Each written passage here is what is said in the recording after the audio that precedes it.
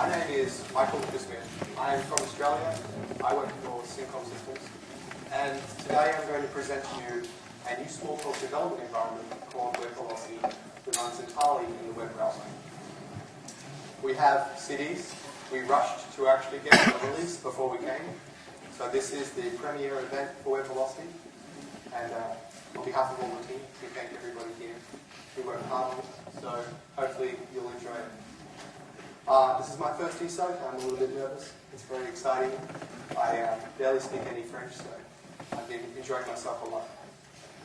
So, to begin, what is WebVelocity? As I said, it's a development environment in the web browser. The primary goal here is to allow collaboration and also to use Seaside and provide the ActiveRecord type behavior that you get in Ruby on Rails to make web development really easy.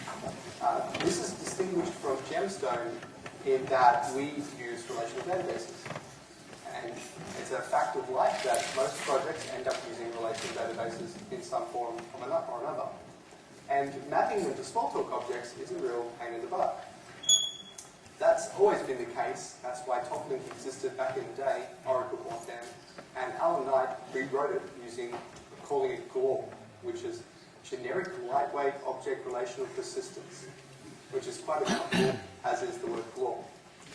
On top of Glorp, we've then implemented ActiveRecord, which reflects off the database schema to automatically map your Smalltalk domain objects to database tables. The net result is you have to write very little database code at all, or sometimes even none, to actually get an application up and running. We're going to make a very simple blog server because everybody loves blog servers. Can't get enough of them. And it's not going to take us 15 minutes. It might take us 5 if we take our time. I'll demonstrate that to you now. If anybody's seen the Ruby on Rails demonstration of making a blog server, they start with a database that already exists. So to make it fair on ourselves, we'll do the same. First off, we create a new application, which we'll call the e-blog for ESUG, and we'll leave schema ticked. We're going to use database stuff. We click OK, and we have a new application. It greets us. It encourages us to go and set up our database login details, which we'll do. It also encourages us to write a comment, which we won't. Now, I believe I have a demo database set up with a blog schema in the Postgres database. I can test that. And at this point, I have a configured connection to a database. The database options are SQL Server, Access, Oracle, Postgres, and MySQL as well. MySQL is available as a database. So now that that's set up, we can go to our schema and define the tables. But we already have tables, so we can go into this unmapped tables drop down here, and it will show us the tables that exist in that schema in our database already. If we go to pgadmin3 and have a look at the blog schema here,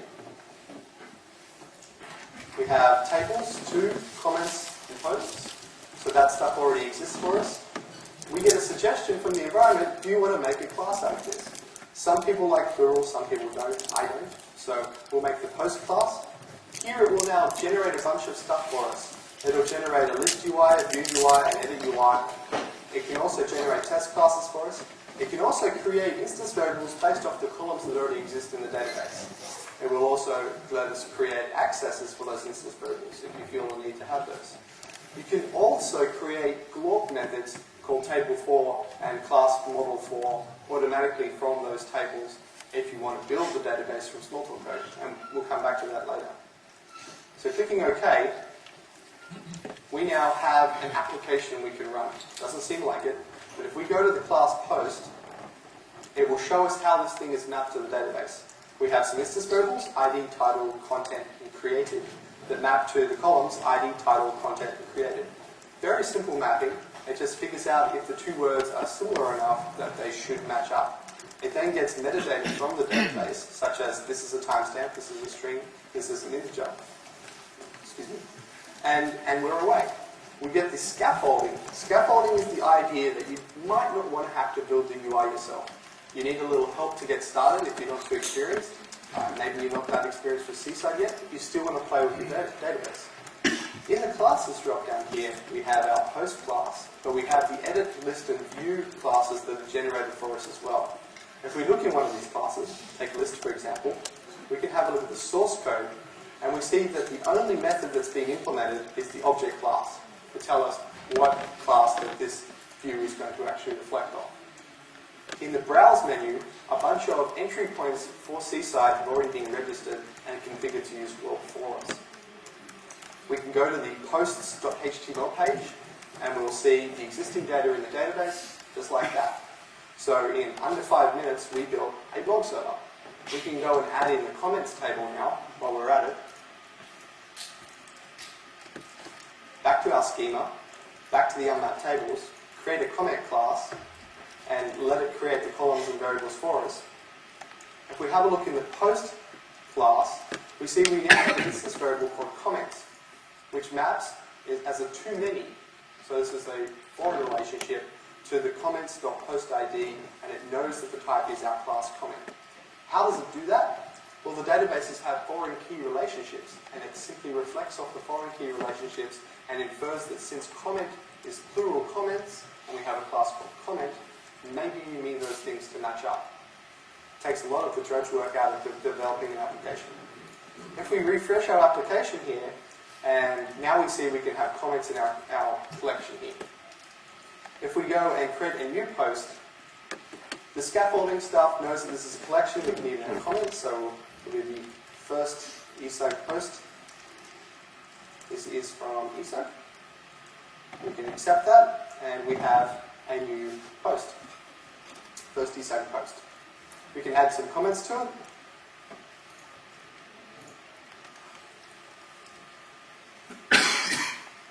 And you see here what we have is a post field down here that we don't need. So we can actually customize the model now to remove stuff we don't need. But we've just done a relationship, and of course we've crashed. Let's just open that up again.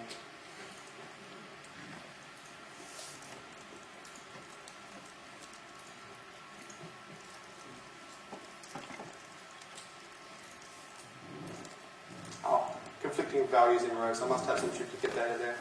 We'll leave that for now. So we'll remove some of the stuff we don't need, and I'll show you now a version of this that was customized. So the scaffolding is built to let you customize your applications more easily. You can remove fields, add fields. What we'll do is remove comments from the list. So we're looking at the list of posts, we don't need to see the comments in the column. So we'll go to the list UI, and we can put in a testing method that goes should render comments, and we'll say false. So a few features that we're seeing here, if I just backspace for a second here, you'll see that parts of it have gone red, and it's highlighted the fact that there's something wrong. If we hover over it, it tells us that foul is undeclared and it doesn't know what it is. You'll notice, or you may not notice I guess, because you can't see my hands, I'll type S, I'll type E, and I did not press save. One of the features of the development environment is once the code is actually compilable, it's compiled for you. But while it's not compilable, you can find it in the errors, which allows you to have incomplete code until you're ready to complete it. You can also edit multiple methods at once. It's very convenient. This we found that non-hardcore Smalltalkers were desperate for. In fact, we also found that beginner Smalltalkers simply refused to use the RB because of the way it worked. Now, I'm not saying one way is better or worse than the other. I'm just saying what people want. And what they want is the ability to look at more than one method at once. So we can provide that, and we do. Here we are. I can collapse the object class one. We don't really care about that anymore. You can look at the visibility back to the superclass, for example. And that shows you all the methods that this comes from. And if we go back further, back to generic UI, we can override a method. Another difference from the regular Smalltalk environment is if I go to modify title, unlike in the RB, I'm not going to be modifying the superclass, which will go and disrupt everything else underneath it. I'll actually get this method installed in our class. So we'll put in a custom title here. Let's get rid of that stuff. Formatting. Yeah. So let's open up this list again and see what it looks like now. We now have our custom title, and the comments has disappeared from the side. This is all to allow you to very quickly make a create, read, update, and delete application. What we found with Ruby on Rails was when you decided that it didn't fit your needs anymore, you were stuck. Once you go off the rails, you really have to go very off the rails. Whereas what we have is a real software stack here. Underneath scaffolding, you find Seaside, which means you can do any HTML that you want. And what you find underneath ActiveRecord is Glorp, which means you can do any database actions you want.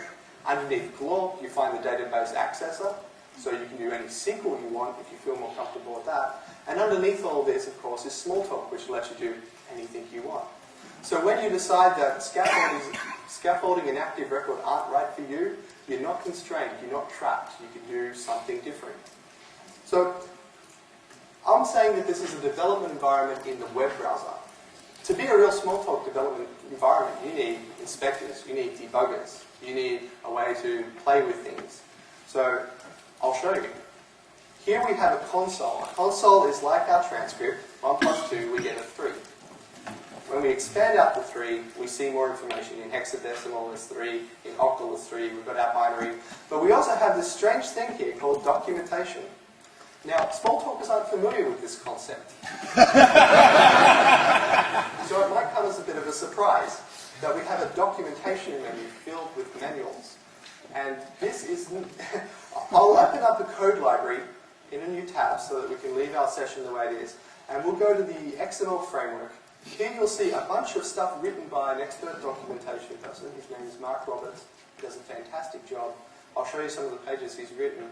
But we also have down here the reference. So if the documentation doesn't provide what we want, we can go and look at XML parser written as documentation. And we take all this information straight from the image and combine it with the documentation written by a person, and you get a very rich manual. But as Smalltalkers, none of our non-Smalltalker testers cared that every Smalltalker wanted to be able to browse the source. So you could browse to the source code here and have a look at it instead. And that was really interesting, the split there. A bunch of Smalltalkers were screaming at us, we must get to the source code, while the non-Smalltalkers just didn't care. So this is a very different split between our communities, and we really need to address that a bit better. I'll show you what I mean about documentation written by people that matters. Here we have the WebVelocity architecture documentation page, and it describes how this thing fits together. The only place you're going to find something like this, apart from WebVelocity, is the new Seaside book, which was announced at ESUG, which is fantastic. It also includes a page on VisualWorks Seaside. It would be nice if we could add a WebVelocity section in there as well. So here we see a basic description of an application and how it all fits together. You've got your domain classes, you've got your database schema, you've got web components, you might have a file library, and you use it through Glorp and on the other side, Seaside, to produce your output. So this kind of documentation is very useful for people who rock up to this and really don't know what's going on. Yep? Can we have this documentation in the reflection browser too? Not yet. However, underneath all this, this might interest people who are into documentation. Underneath all this is the DATA framework. So this documentation is done with XML and DATA, so it can be republished as PDF, and it's repurposed with Seaside here to be online documentation. So there are a lot of possibilities down the road for actually having very interactive manuals and examples, etc. We don't know exactly where we're going to go with that yet. Certainly there were ideas when we were starting to do documentation to have interactive tutorials that you could step through. That was reaching a bit too far for a 1.0. So we might be able to come back to those ideas later. As well as this, we have an integrated search engine into the development environment. This is a bit different to your classic find me implementers and senders. Because if I search for, I don't know, a flag, I'm not sure what this is going to return me. If I just type flag, we get this thing that's called Searchlight. And you can get Searchlight in the GUI environment as well, but we integrated it into WebVelocity.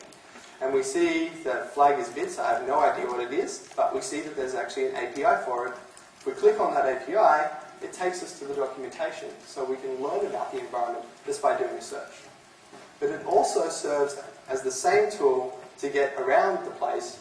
If I want to find render content on, I can see the implementers, and I can jump to one of the implementers. So Let's go to the process monitor example. Let's close that down. Render content on which example was that? The process monitor. And it opens up the method for us. So we can jump around like that. We've also got the familiar way of doing it, which is messages in the right-click menu. As well as that, we have a fairly sophisticated undo-redo. If I make a change, I can go into undo, and each step that I wrote is described to me in the menu. So I can undo writing comment, and I can undo writing the quote, and then I can redo it again. So this is sort of like the NB versions that we have in Visual Age, DA Smalltalk, and some people still have in VisualWorks. It's really convenient. We can also add in breakpoints, and we'll get to the debugger shortly. But messages, we can click on anchor if we want to understand how that works. And again, we have the API here. But we also have senders, which gives us other examples of how it's used. So that's basically the search tool and the documentation as they exist now. And we're hoping to do more with that down the road. So I think it's time that we broke our program and debugged it. Let's close that window. We're going to go back to our application, the eBlog. We'll go to the list class, and why don't we make a render content on method that doesn't work? That'll work. That'll be good.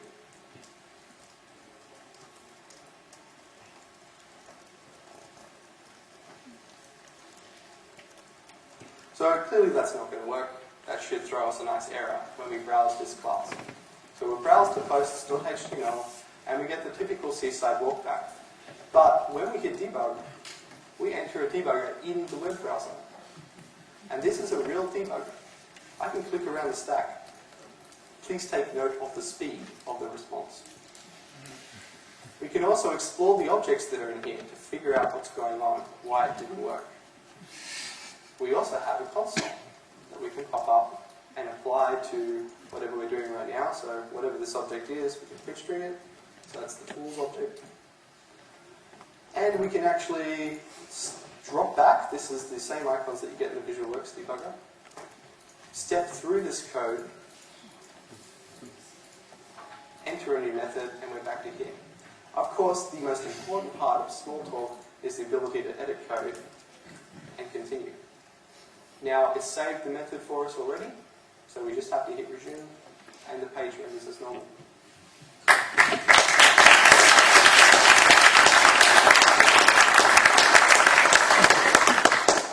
There is a lot to WebVelocity simply because it's layered on so many things. All of the classic JavaScript, we've got spectaculars, we've got mootools. When we go to Seaside 2.9, we'll also have jQuery. All of that stuff is there. I'll show you an example that uses Ajax right now, as well as access to the database and the process. Back to the front here. Actually, before we go there, we also have source code control built in. Here, if we go in here, we can look at changes, and we can see everything that we've done to this application, which is everything we've made, so that's kind of redundant. But in actions, we have publish.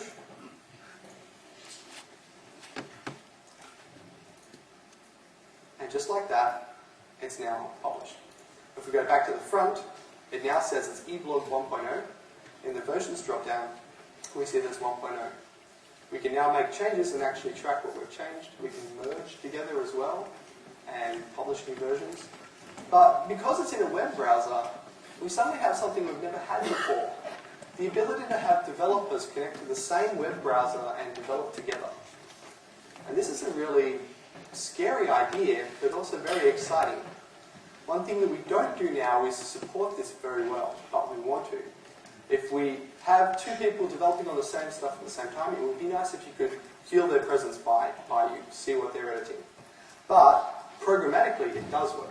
If you have a bunch of people sitting around in a coffee shop, you've got your database guy, you've got your application development guy, and you've got your CSS guy sitting there, they can all connect to the same computer and develop together. As you're developing the web application, the CSS guy can be making it look good. And this is a very rapid way to develop. Even better is when you do get those errors, when you get the debugger, you can give somebody more experienced than you the URL and have them debug it for you. And that's very useful. I think the Gemstone guys had something similar where they could save the entire exception and bring it back later. This is more about live sharing than finding out what happened later. So that's a very interesting idea, and I think it deserves to be explored more. Now that we're in an environment where we could possibly do that, it deserves a look. The store repository, which is hidden underneath this, is running on SQLite. You don't have to run on SQLite, but we discovered that people don't know how to set up store. And that's because it's put into a database. So we do it automatically for you. If you connect to a database, it will set up store, which is a big improvement over setting up store before. So we provide SQLite with WebVelocity. When you start up WebVelocity, you have a source code repository already waiting for you. If you want to share source code, you can set up the repository in any database you want, pretty much. So if you've got a Postgres database, you can set up store there and share code, which is exactly how we've been sharing code in the VisualWorks and now the Object Studio community. It's broken up into applications, libraries, and templates. Libraries are all the things that you'll typically see as libraries. Here's Atom support. We have the dynamic compiler, which is cool. I'll show you that. We have gadgets, which is what we use under the hood here to do a lot of these visuals. So when we pop up this console, you see this nice window here that looks alive. You can resize it and close it. That's part of gadgets. We have Seaside Glorp, which connects Seaside to Glorp by your session. We have Google Maps implementation as well. And in fact, while we're here, why don't we have a look at that? We go to, oh, that's the library. Filters, applications. We have a Google Maps demo. This was done by Jerry Cott, and I believe the pictures here were taken with his camera, and the GPS coordinates came directly from the camera as well. This may take a little while. Oh, that's the Atom feed. I almost forgot. Scaffolding provides you with an Atom feed automatically, as well as an XML output for your individual items, as well as a JSON output for your individual items. So if we jump back to our e-blog for a second, and we have a look at posts, we can go /1.html and see the post. We can go /1.xml and get the XML version, and 1.json and get the JSON version. Now, none of that is particularly tricky in Seaside, but it's kind of convenient when it does it for you. And of course, we can go back to posts and do .atom. Okay, so in our Google Maps, right, we want to do the HTML version of that. No, that's not the URL. I'll just get it from the menu instead. Settings list, there we go. This one will take a little moment because it's got to do the DNS lookup, which the connection here is fast, but the DNS is really slow. I don't know. Well, while that's loading, let's look at something else. Back to the libraries. Then we've got JavaScript. At the time when we're doing 2.8, this has changed from 2.9, there wasn't a JavaScript package, so we had one. We've since gotten rid of that because now Seaside comes with a JavaScript package. Mootools, if that's the way that floats your boat with JavaScript, I love the fact that Seaside does so many different JavaScript libraries. Resources, that allows us to connect to the database and internationalize your web pages. So automatically your WebVelocity applications are multilingual. By using user messages, which is how you do internationalization in GUI applications in VisualWorks and Object Studio, you can have the same internationalization in your web applications. And that runs per process. So you can have multiple users hitting your website in all different languages without affecting each other. Scaffolding is the scaffolding that we've been looking at that helps you build the application. Themes. So themes is kind of neat. If we jump back into our blog application,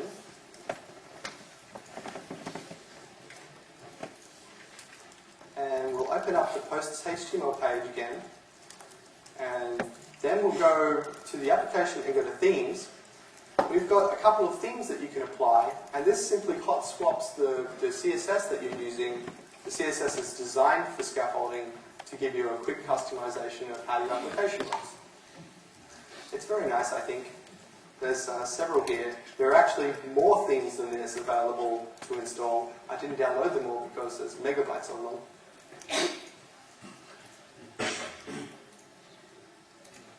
So you can see you can get fairly radically different look and feels just by changing the CSS.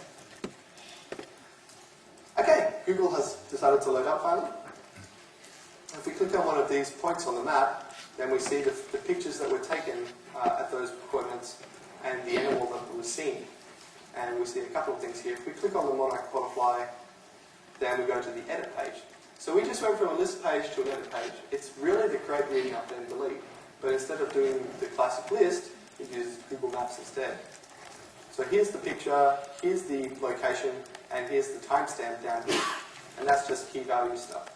So integrating this stuff together turns out to be very easy. In fact, in the web browser, it's really easy to integrate video, audio, live maps, integrating with Facebook and Twitter, all those sorts of things. It's a whole new paradigm of UI programming for Smalltalkers.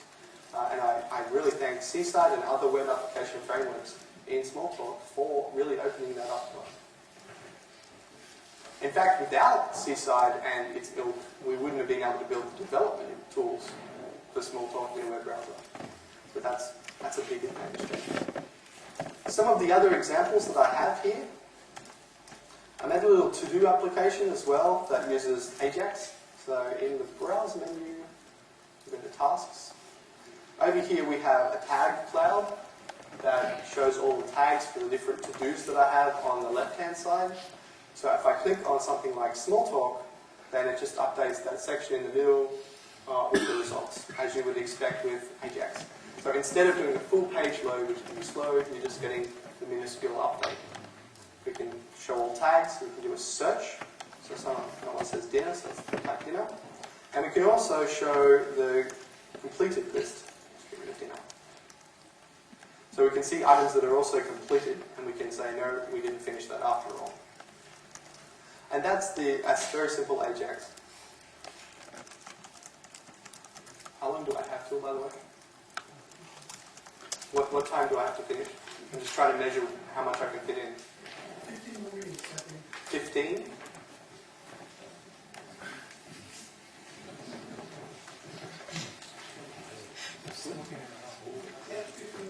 Okay, well, I'll have to cut some stuff out. What we have down the front here, and all the SYNCOM people in the audience scattered everywhere have them too, are the CDs. So everybody can walk away with a copy and give it a go. It works on Mac OS X, Windows, and several variants of Linux with native installs. So on the Mac OS X you get a DMG, on Debian you get a deb, on Red Hat you get RPM, on Windows you get an executable that installs. This is a fair bit different to the way we've done installation previously, and we're quite happy to be moving in that direction. So what I would like to do is tell you a little bit about what we want to do in the future as well, and also get feedback for the next version of WebVelocity and basically head that direction. So could I get a show of hands of anybody who's played with WebVelocity so far? That's quite a large number. That's pretty good. Is there anybody out there that has a strong opinion about something that is completely missing from the environment that absolutely should be in 1.1? We've got two, so we'll start with Ernest. Headless on Linux. Headless on Linux. Yes. So the next version of WebVelocity, I'll come back to that. Up the back there. Marguerite. Magritte. Ah, well, actually, somebody was right there. Somebody was porting Magritte to VisualWorks. Fourth in the night. Right? So actually, two people porting it to VisualWorks. So there is no reason why we shouldn't be able to include that down the road as well. I personally don't find Magritte that useful, but I hear plenty of other people do. So why not? Okay, so the future. What do we want to do with WebVelocity 1.1? As much as we have been able to do in the web browser so far, we haven't been able to make the tools better than the refactoring browser. And I stress that because our intention is to try and make the tools better than the refactoring browser. And this might seem impossible, but in recent years, the web browser has advanced significantly. We have this Ajax communications, we have 2D rendering with a new element called Canvas, the HTML5 specification, and a lot of these web browsers now have JITs in them, so you can be really lazy with your programs and still have it run fast. I'm going to show you now an experiment that I did to see if we could make a new code editor using HTML5. Actually, I need to quit Firefox and go to the newer Firefox.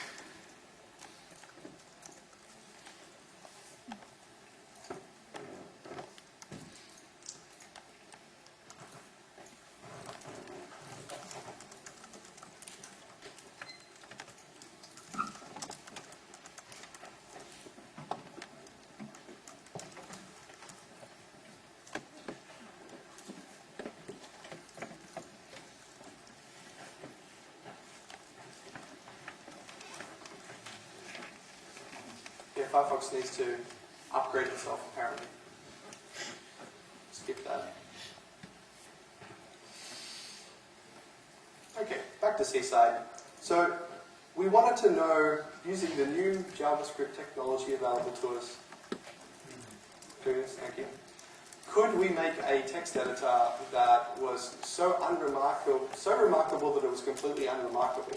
It's really the point. Could you make a text editor that no one realized was anything but text editor? And what we have here is a test application that browses the Smalltalk environment and provides a word wrapping text editor using JavaScript and the Canvas element.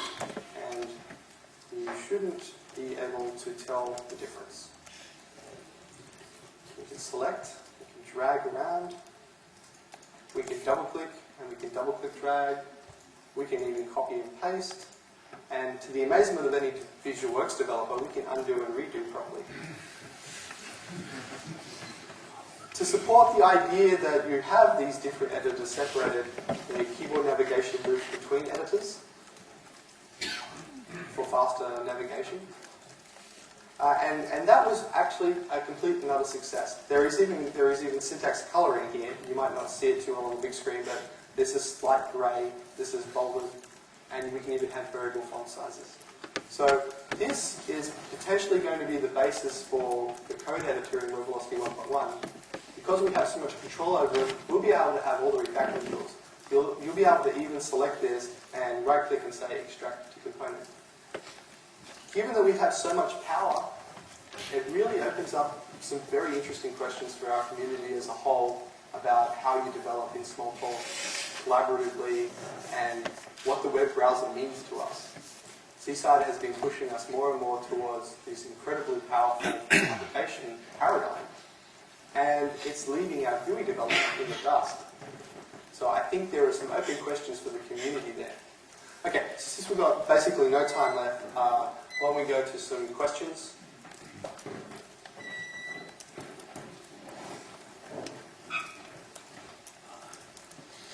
So, obviously it seems that VisualWorks is moving away from the desktop into the web. So how much of your daily work are you doing coding in WebVelocity? And if not, why not? Well, VisualWorks isn't moving away from the desktop. You said you want to have a better code editor. We want WebVelocity to have a better editor. Okay, so how much are you doing coding in this? With the new editor that we've built, I can actually develop just about everything in the web browser. How much do you do? Like 99%. But when I am developing for VisualWorks, of course I use the VisualWorks tools. Well, because I'm working on the tools themselves. So, to answer that question, the tools are becoming to a point where you can be comfortable in either the web or in the GUI as a programmer and not feel constrained in either environment, which I think is very nice. So you're not eating your own dog food? Well, we absolutely are eating our own food. WebVelocity 1.1 is basically being programmed in WebVelocity 1.1. And if we couldn't do that, then we're hypocrites. But we are doing that.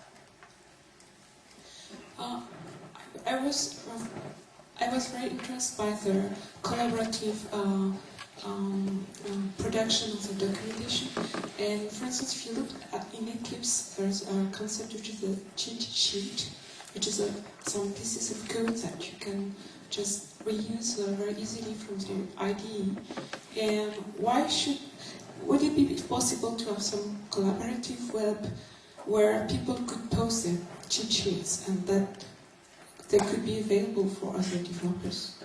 Well, one thing that I found really interesting watching people use WebVelocity is that everybody forgot that web browsers have tabs and windows. As soon as they got into that development environment, they were stuck in one window. Until you pointed out that you could right-click and open up another window. And then suddenly they were off into the world of having multiple classes open, documentation open, and they were loving it. So a cheat sheet, sure, why not? You can just host it on a wiki somewhere and give people the URL. Doesn't even have to be part of the development environment to have a community sharing information about programming.